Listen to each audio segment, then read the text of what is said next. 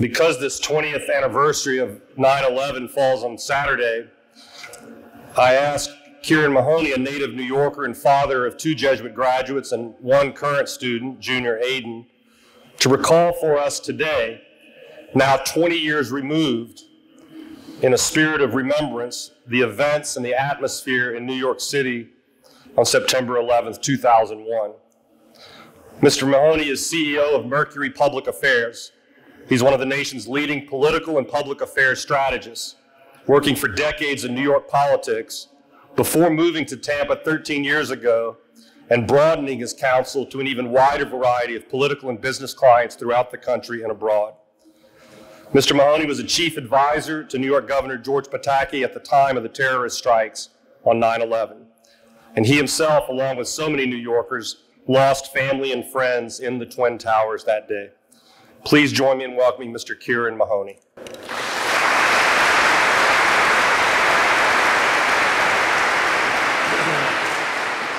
Thank you, Father. Good morning. I am also a Jesuit alum, Fordham Prep in the Bronx, class of 75.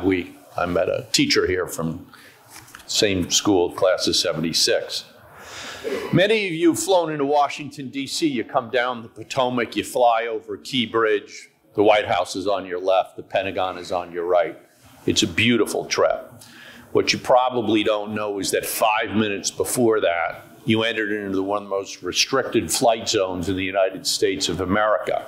There are Stinger missiles on the top of buildings, surface-to-air missiles pointed at your plane. And 2 minutes away at Andrews Air Force Base are 2 F-16 pilots on a tarmac with running engines in case they are needed. All that happened because of 9/11. Everyone still alive from the greatest generation remembers exactly where they were when Pearl Harbor was bombed. Everyone my age and older remembers where they were when President Kennedy was shot. And everyone just slightly older than you remembers exactly where they were on September 11th, 2001. I was at a driving range hitting golf balls. I had a flight scheduled to Washington, D.C. that afternoon. As Father Hermes mentioned, I worked for Governor George Pataki at the time. I was not allowed to carry a cell phone on the driving range, so I missed a call from Governor Pataki immediately after 8:46 in the morning when the first tower was hit. My wife, who also worked for the governor, alerted me by pager, and I went home immediately. Tower 2 is hit at 9:03 in the morning, and as I showered at 9:38, the Pentagon was struck. At that time, unprotected by the air defenses I mentioned earlier. Just 20 minutes later, Tower 2 tumbled to the ground. 4 minutes later, in Pennsylvania, as Father Hermes mentioned, brave Americans prevented a plane from being hijacked and taken to hit either the Capitol or the White House. And at 10:28, as we looked on in disbelief, Tower 2 fell. Only 90 minutes had by then elapsed since the first attack.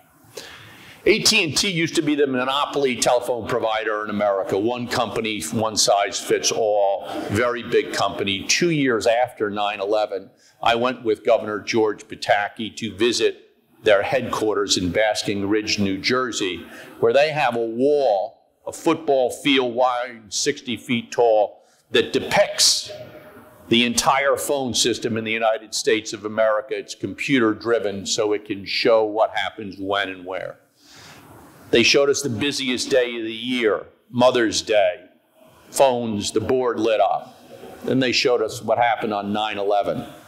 Between 9 and 10 in the morning, there was a complete whiteout on the board, and the phone system in New York City collapsed by the amount of people calling in for people. Everybody knows somebody in New York, and between 9 and 10 that morning in the United States of America, they called them. Foolishly, I was thinking about getting into Manhattan. Millions were thinking otherwise. 7 World Trade Center, a 47-story tall building, taller than any building currently in Tampa, was raging on fire and would be the 3rd building to collapse later that afternoon at 5 o'clock. At 11:02, Mayor Giuliani of New York told people south of Canal Street in New York that they had to leave. I don't know if any of you saw the movie Dunkirk. It was pretty popular a few years back.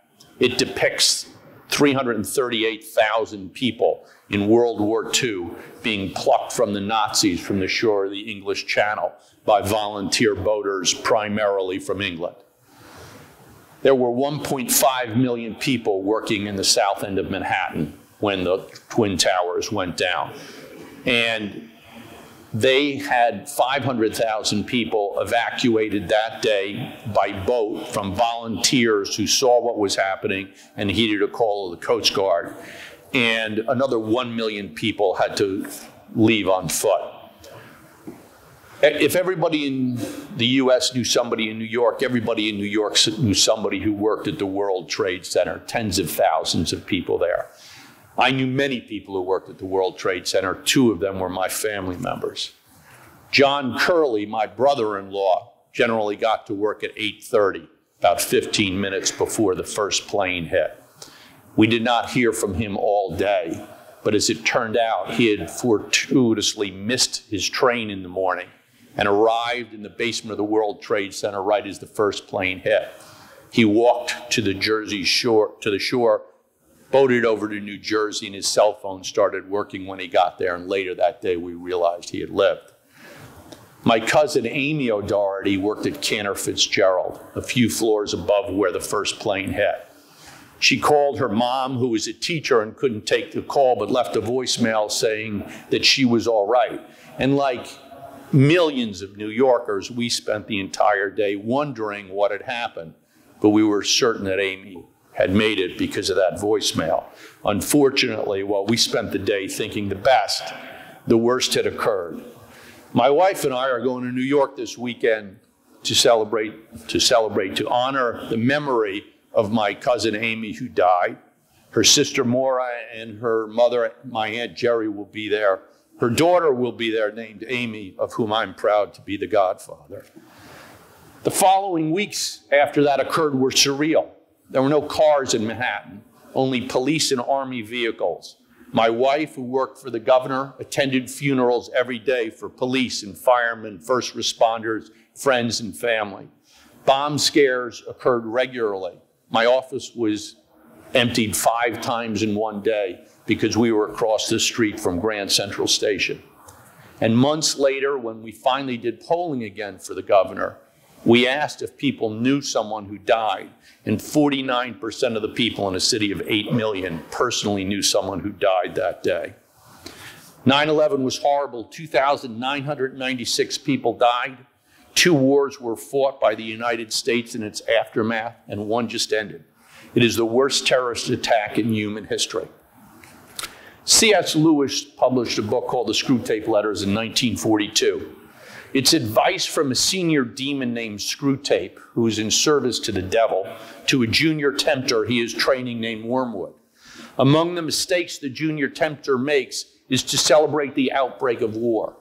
He's chastised by Screwtape because war, while terrible, can elicit heroism, nobility, even love.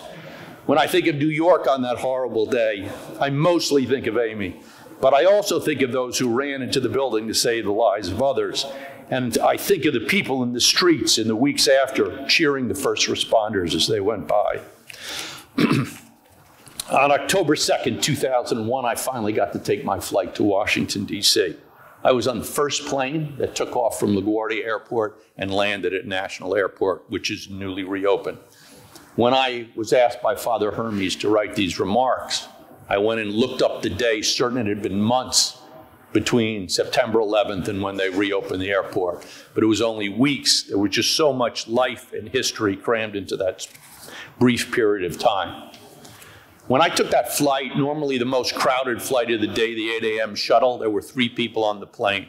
The other 2, I am convinced, were air marshals there for our safety. I flew past the Pentagon that morning and saw the hole in its side. I will never forget where I was on September 11th, 2001. I hope your generation will not have a day of infamy seared into its memory, but I hope you'll never forget September 11th. Thank you.